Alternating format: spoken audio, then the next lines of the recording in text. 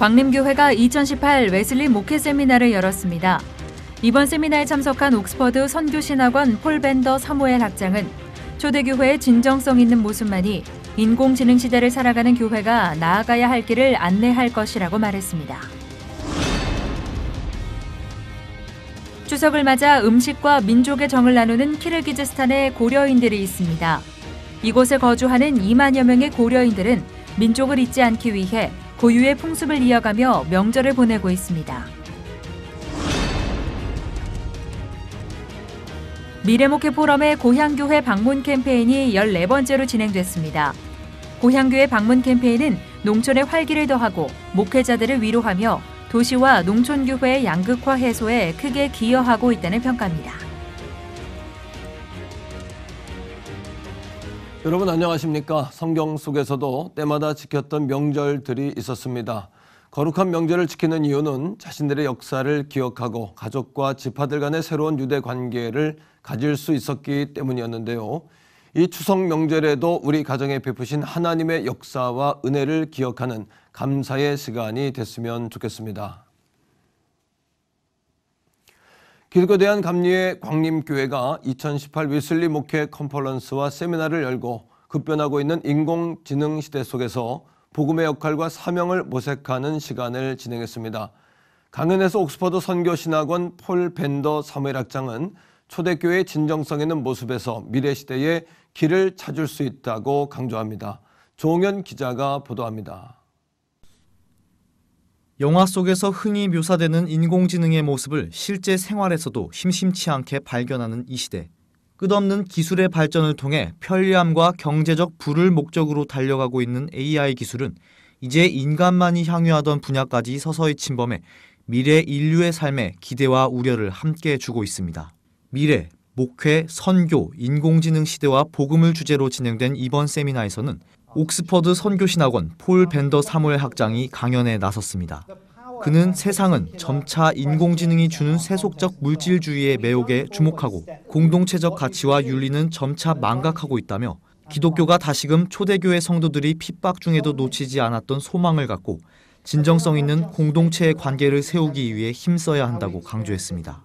So my question to us this morning is, in what way are our churches growing and nurturing authentic relationship?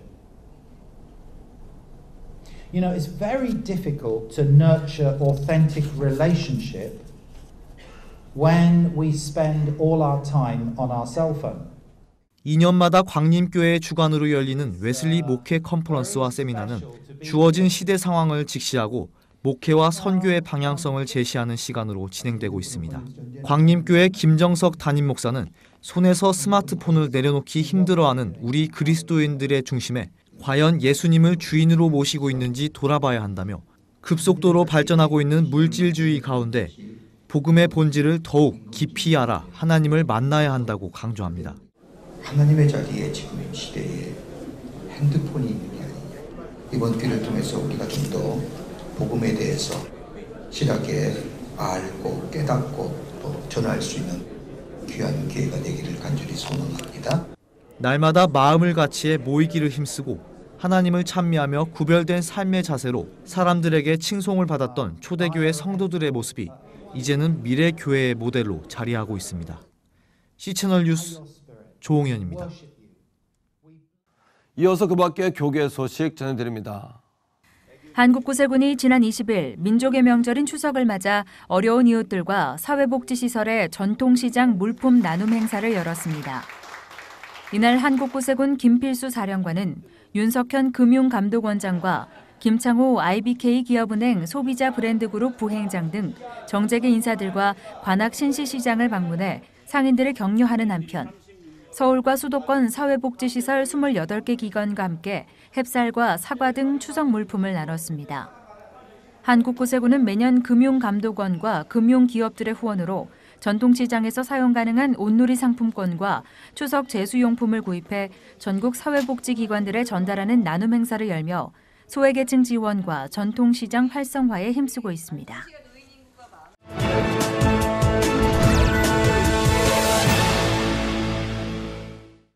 이번엔 나라밖 소식입니다. 남북 정상회담 이후 한국 교회가 바라는 건 북한의 교회들과 함께 예배의 자리에서 만나는 것일 겁니다.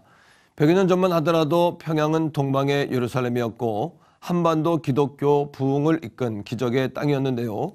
미국 기자의 눈으로 전하는 평양 대부흥의 역사입니다. Pyongyang, January 14th, 1907. A group of Korean Christians and Western missionaries are meeting for a Bible study in a church on the outskirts of the city. Halfway through, God begins to move in a powerful way. They knew that the only way to survive was to depend on God. One by one, the men confess their sins to each other, sins of racial prejudice, hate, anger, and jealousy. They knew that nothing was impossible with God, so they called on Him for forgiveness. God answers, and revival breaks out. In the ensuing months, thousands repented publicly, including elders of churches and foreign missionaries serving in Korea. And out of that, they say, they think came the work of the Spirit that finally broke out as at Pentecost. Thus began the Great Pyongyang Revival of 1907. In 1907, Pyongyang became known as the Jerusalem of the East. Churches were sprouting up everywhere, and they were growing fast. Prayers of repentance swept across the Korean peninsula. People walked hundreds of miles to attend revival meetings. The spiritual change was a repentance movement. Believers confessed their sins and were born again. The revival lasted 40 years, touching all levels of society, including those in political power. Andrea Lankov is a professor of Asian history in Seoul. Pretty much every single important North Korean communist, any Korean communist of the 40s and 30s, 20s came from a Christian family, with very few exceptions. Even North Korea's dictator Kim Jong-un was exposed to Christianity. His great-grandparents were active members of a Protestant church. In Korea, Christianity was a religion of modernity, modernization, progress, science, technology. But the brutal 40-year Japanese occupation of Korea tested the faith of these believers. And according to eyewitness accounts, Christians were enduring so much persecution, but in the midst of persecution, God was moving in tremendous ways. Japanese forced us to bow to the Japanese emperor, so many of us refused and were imprisoned. Some were tortured and killed. But the more the church faced persecution, the more we grew. By the late 1940s, some 3,000 churches were operating in Korea. Illiterate people began reading the Bible. Missionary schools and hospitals were being built. It was maybe the greatest success story of the American, not only American, Protestant missionaries in East Asia. But today the story of Pyongyang could not be more different. Christians now are routinely tortured, raped, starved, and executed. It's one of the most repressive policies in regard to religions the world has ever seen. They are worse than Stalin. They are probably as bad as Mao. They are probably slightly better than Pol Pot. Korean Christians have held prayer rallies like this one, asking God to reunite and revive their nation. David Yonggi Cho, a South Korean, pastors the largest church in the world. For decades, he's been preparing teams of young pastors to be ready to share the gospel once the doors open in the north. We are praying that God will speed up the intervention to North Korea. Cho and others are calling on the global church this week to remember those suffering for their faith and to pray that God will bring another revival in North Korea. 명절이 특별한 날이기보다는 오히려 여행하는 휴일로 생각하는 분들도 많은 요즘인데요. 그런 걸 생각해보면 국내보다 해외에 사시는 분들이 명절을 더 잘 보내시지 않나 하는 생각이 듭니다. 고려인들이 많이 있는 키르기스탄의 추석은 어떨지 현지 김승리 선교사님 전화 연결해 들어보겠습니다. 선교사님, 키르기스탄의 고려인들은 이번 추석을 어떻게 보냅니까? 네, 이곳 키르기즈스탄에는 고려인 분들이 2만 명 정도 계시는데요. 고려인 회장님과 부회장님, 그리고 5명의 단체장 분들이 있고요. 각 단체별로 200명 이상의 할머니, 할아버지들이 계십니다.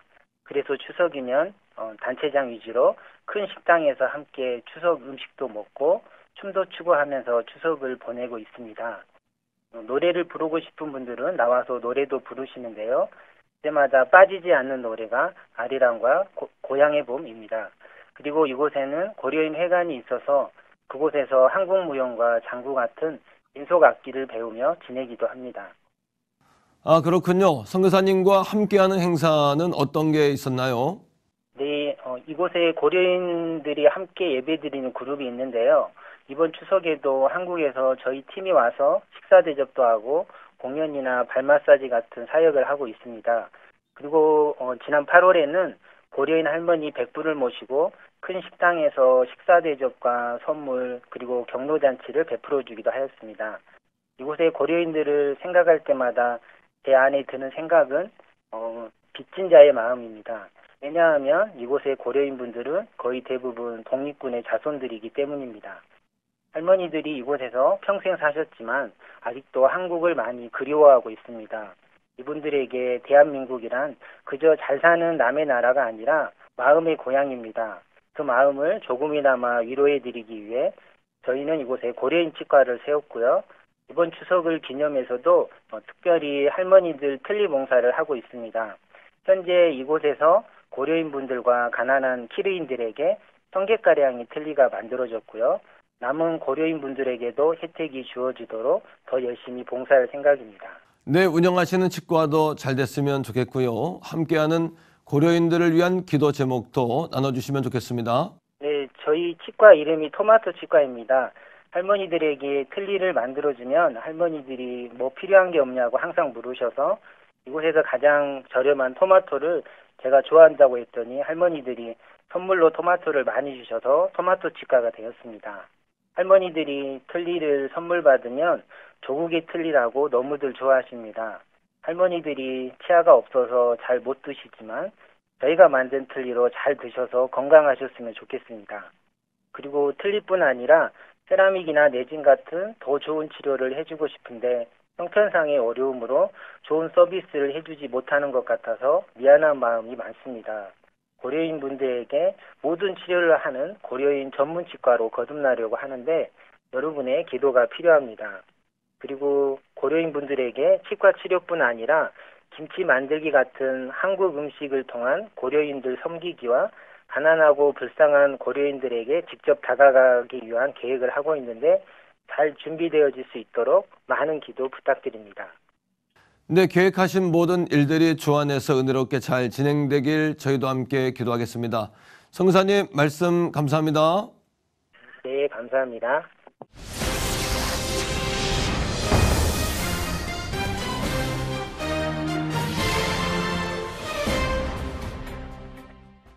네, 목사님 안녕하십니까? 예, 안녕하세요. 네, 민족 최대 명절 추석입니다. 먼저 추석 명절 풍성하게 보내시기를 바랍니다. 아이고, 고맙습니다. 네, 목사님 올해도 고향교회 방문하기 그런 캠페인이 진행된다고 들었는데요. 어떤 캠페인인지 소개를 부탁드립니다. 미래목회 포럼에서 2009년부터 시작해서 네. 지금 해수로 9년이고 네. 숫자적으로 볼 때 14번째입니다.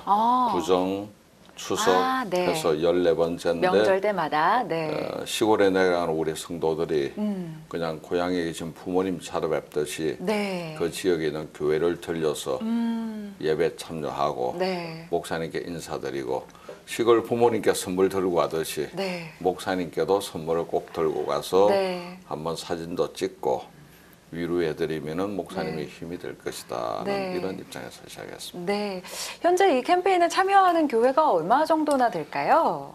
정확한 숫자는 사실 알기는 불가능하지만 네. 우리 미래목회 포럼에서 한 300여 교회가 되고 이번에 저희가 신문 한 20개 언론에 네. 신문에 또 광고도 내고 네. 기사도 내기 때문에 그 속하지 않은 많은 교회가 참여하지 않을까 네. 싶습니다. 네. 그 외에도 이제 저희 미래목회 포럼하고 같이 조인트해서 일을 하시는 전국 17개 광역시도단체, 기독교 단체, 네. 그다음 243개의 시군구 기독교 연합회 네. 거의 다 참여합니다. 아, 그러니까 아마 한 못해도 몇천 교회 이상은 되지 않을까 싶습니다. 그러네요. 네. 아니 올해로 횟수로는 14회째를 맞이하고 있다고 얘기를 들었는데 예. 지금까지 이렇게 이어오셨을 때 어떤 그 평가를 어떻게 하시는지도 궁금해요. 그리고 처음에 시작하실 때 계기도 있으실 것 같은데요. 저희들이 이제 시골의 교회 내려가기도 합니다. 네. 처음 계기는 성경 룻기에서 네. 보아스의 밀밭을 자르는 룻을 위해서 보아스가 도움을 주듯이 네. 우리가 그때 보아스는 남편 잃고 자식 그렇죠. 잃고 저 룻 같은 경우는 어려움을 당한 그 룻을 도왔듯이 그런 마음으로 우리가 돌아가서 네. 도회지 교회가 우리 교회 출석만 강조하지 말고 명절 내려가는 귀성객, 귀향객들에게 네. 그 지역에 있는 교회를 들리게 하자. 네. 시골 교회는 우리 어릴 때 자란 못자리 교회니까 도움되자. 지금 한국 교회 위기가 크게 세 가지입니다. 네. 기독교의 이미지 타락. 이미지 타락. 예, 이미지가 버려지고는 거하고 그 다음에 성도 감소, 교인 감소죠. 네. 이건 인구 감소와 관계되는 것이지만. 그렇죠. 그 다음 이제 또 하나는 뭐냐면은 탈도시화에서 농촌을 떠나가고 네. 신도시로 몰리는 게 네. 도시 교회도 올드타운이 문제고 시골 교회도 문제입니다. 네. 신도시로 빠지다 보니까 그렇죠. 이 세 가지 숙제를 잡을 수 있는 것 중에 하나가 도농이 같이 협조하는 거예요. 네. 명절이지만 시골에 내려가고 그렇죠. 그다음 시골 교회를 서울에 있는 도회지 교회에서 모셔다가 설교도 하도록 하고 또 시골에 있는 그 농산품이나 업 제품을 도회지 교회에서 사기도 싸게 네. 구입하고 이렇게 해서 서로 도와주자는 이런 입장이죠. 네, 생각보다 훨씬 더 크게 서로 간의 협력이 이루어지고 있겠다라는 생각도 드는데요. 처음에, 그러니까 지금 시작하신 이후로 지금 평가는 좀 어떠세요? 성도들 마음이 넓어졌어요. 오. 전에는 기도할 때 네. 우리 교회만 축복해 달라는 기도였는데 지금은 교단을 떠나서 장로교, 감리교, 성결교, 네. 침례교, 구세군, 뭐 그리스도의 교회, 순복음 네. 더불어 기도합니다. 사람들 마음이 본인 시야가 넓어진 거죠. 네. 이제 시골에 가시는 분들은 가게 되면 거기에 공예배 참여하고 새벽기도 참여하고 그 다음에 바빠서 못 가더라도 목사님과 셀카 찍어서 셀카 찍어서 카톡으로 올리면 네. 교회 주문화 신문에 그 사진을 게재해서 네. 분위기를 확산시켜 나가고 그런 입장입니다. 그러니까 그동안 성도들과 또 교회들의 인식이 많이 바뀌었다고 볼 수 있겠네요. 굉장히 많이 바뀌었죠. 어떤 교회는 수원 중앙침례교회 같은 경우는 아예 선교사 파송식을 합니다. 고향 선교사. 고향 선교사. 그래서 그 말을 저희 교회도 지금 따라서 쓰고 있습니다. 네. 고향 선교사다. 가서 목사님을 만나 뵙고 네. 교회 도움되고 네. 예배 참여할 때도 헌금을 할 수 있는 한 많이 하시고 네. 힘을 주어라. 네. 고향 선교사 운동을 하고 있습니다. 네. 목회자분들도 많이 이제는 이야기하실 것 같아요. 추석 명절에 고향교회 많이 방문하십시오. 그렇게 이야기하는 목사님들도 많이 느셨죠? 굉장히 많아졌고요. 네. 피부로 느끼고 있습니다. 그 다음에 또 하나는 아직 시도는 안 했지만 이번에 저희 교회부터 먼저 시도할 생각은 네. 저하고 시골교회 목사님하고 강단 교환을 하는 겁니다. 강단 교류를 하는. 제가 시골에 가봐야 피부로 느끼니까. 그렇죠. 또 가야 느낄 수 있는 것도 그분은 있으니까. 서울에 모심으로 해서 조금이라도 위로를 드리고 네. 항상 시골에 지키고 어려운 이런 분들은 네. 많이 다운돼 있기 때문에 네. 그래서 아예 제가 시골에 내려가고 그분을 서울에 모시고 네. 이런 계획도 지금 가지고 있는데 이거 잘 되면은 네. 확산시킬 그렇죠. 예정입니다. 네. 좀 보면은 농촌교회와 도시교회의 연계가 굉장히 중요할 것 같은데요. 어떤 네트워크가 구성이 되어 있는지 그런 협력들이 잘 이루어지고 있는지도 궁금해요. 지금은 이제 243개 시군구 기독교 연합회가 있습니다. 네. 그분들하고 우리 미래목회포럼의 연계가 아주 잘 됩니다. 네. 17개 광역시도 여기도 연계가 되기 때문에 네. 도농 지역의 목회자들끼리는 협조가 잘 된다고 보시면 됩니다. 네, 그렇군요. 또 저희들은 이제 교단 정치하는 단체는 아니고 교회를 위한 목회자의 친목 모임이기 때문에 네. 순수하게 협조는 잘 되는 것 같습니다. 네, 그렇군요. 사실은 이 도시교회와 또 농촌교회 간에 어떻게 보이지 않는 좀 정서적인 양극화 같은 것도 있는데요. 이런 캠페인이 그런 양극화 해소에도 어떤 기여를 하고 있나요? 충분히 할 수가 있는 것이 네. 지금 도회지의 대형 교회와 작은 교회, 농촌교회는 경제적인 면이나 재정적인 면에서 네. 하늘 같은 사이입니다. 네. 이 양극화를 해소해야 되는데 네. 대형 교회나 도회지 교회에서 시골에 대해서 관심을 가져주는 이 작업이 네. 중요한 것 같고 이 일이 아마 고향구의 방문 캠페인이 네. 그래서 시작됐다고 보시면 될 거예요. 시간이 조금만 더 지나면 확산되면은 네. 한국 교회는 상당히 분위기가 좋아지지 않을까 싶습니다. 네. 올해는 특별히 농어촌 교회만이 아니라 조금 더 영역을 넓혔다고 들었어요. 예, 네. 신도시가 세워지면서 네. 도회지 내에 올드타운이 피어가는 추세입니다. 아. 어떤 지역은 외국인들 근로자들이 많이 들어오기도 하고 네. 도회지 교회가 피어가다 보니까 그들도 힘들거는 농촌교회나처럼 마찬가지일 거예요. 그래서 네. 농어촌도 집어넣고 네. 도회지 올드타운 교회도 같이 넣었습니다. 네. 꼭 태어난 사람이 시골 출신만 있는 건 아니지 않습니까? 네. 도회지에 있는 분 고향 땅에 갈 때 도회지 교회도 들리자 네. 이런 의미입니다. 네. 조금 이런 캠페인을 진행하시면서 많은 이야기들을 또 피드백들을 들으실 텐데 좀 기억에 나시는 이야기가 좀 있을까요? 직접 목사님이 시골교회 목사님이 전화한 경우도 있고 네. 저희가 너무나 힘들어서 목회를 포기할 생각을 했는데 네. 이렇게 와서 힘을 주니까 네. 저희가 다시금 살아났다는 그 감정도 있었고요. 그다음 그 시골에 있던 할머니 할아버지들이 고향을 찾아오는 것이 자식만 오는 것이 아니라 교회 내에도 오니까 교회 분위기가 너무 좋아진다고 고맙다고 네. 이런 인사말도 있고 네. 그런 사례는 굉장히 많습니다. 그렇군요. 또 찾아가시는 분 입장에서도 네. 집안에 부모님만 보는 것보다도 하나님이 계신 교회를 가니까 네. 그 없이 뭐 보람이 차고 좋더라는 이런 이야기가 굉장히 많이 있습니다. 마지막으로 이제 추석 명절을 맞아서 많은 또 교인분들도 교회에 이번 추석 명절을 맞아서 고향교회 많이 방문하십사 한 말씀 또 해주시고 네. 해주시면 좋겠습니다. 고맙습니다. 저희도 교회에서 내려가시는 분들에게 잘 다녀오시라 인사도 하지만 여러분은 고향 가는 한 주간의 선교사입니다. 반드시 들리시오. 네. 들리고 나서 같이 셀카를 찍은 다음에 보내주세요. 네. 그럼 무전은 피드백 오는 걸 가지고 교회 신문에도 싣고 주변에도 올려서 기념으로 삼겠습니다. 따라가는 어린 아이들도 굉장히 반응이 좋아요. 관심을 가지게 되고 네. 걔들이 앞으로 한국교회 주역이 될 거니까. 그렇죠. 그래서 이 일은 저희 미래 목회 포럼에서는 계속으로 진행해 나갈 생각입니다. 네, 좋습니다. 저희가 정말 목사님 말씀해 주신 말처럼 이 추석 명절 기간 동안 선교사가 되어서 가는 곳곳마다 좀 복음을 함께 나누는 그런 명절을 보냈으면 좋겠다는 생각이 듭니다. 앞으로 미래 목회 포럼 위해서도 저희 많이 기도하도록 하겠습니다. 고맙습니다. 네, 고맙습니다, 목사님. 대단히 감사합니다. 네.